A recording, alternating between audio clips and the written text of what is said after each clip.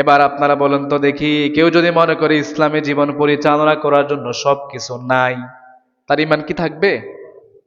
আল্লাহ তো কোরআনে বলছে, আলিয়াউমা আকমালতু লাকুম দীনাকুম ওয়া আতমামতু আলাইকুম নি'মাতি ওয়া রাদিতু লাকুমুল ইসলাম দীনা।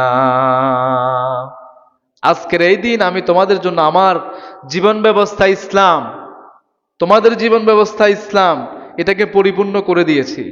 দিন বলেছেন। আজকে আমরা দিন মানে বুঝি একটা ধর্মের নাম শুধু।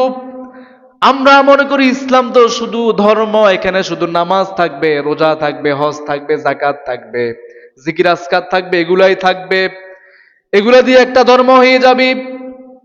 এরকম কিছু ধারণা, কিছু মানুষের ধারণা হচ্ছে এটা শুধু নামাজ পড়লেই তো ধর্ম হয়ে গেল, সুতরাং আমি আমার জীবন পরিচালনা করব আমার মন মতো, আমার পরিবার পরিচালনা করব আমার ইচ্ছা মতো, আমার সমাজ পরিচালনা করব আমি আমার ইচ্ছা মতো, আমি আমার রাষ্ট্র পরিচালনা করব আমার ইচ্ছা মতো। এখানে আবার ধর্মের কি আছে? এরকম চিন্তার কিছু মানুষ আছে না নাই? কই যে পরিবারে আবার কেন ইসলাম, সমাজে আবার কিসের ইসলাম, রাষ্ট্রে ইসলাম প্রতিষ্ঠার কথা বলে, এটা আবার এখানে কেমনে আসে? ইসলাম তো শুধু মসজিদে থাকে, নাউজুবিল্লাহ পড়েন।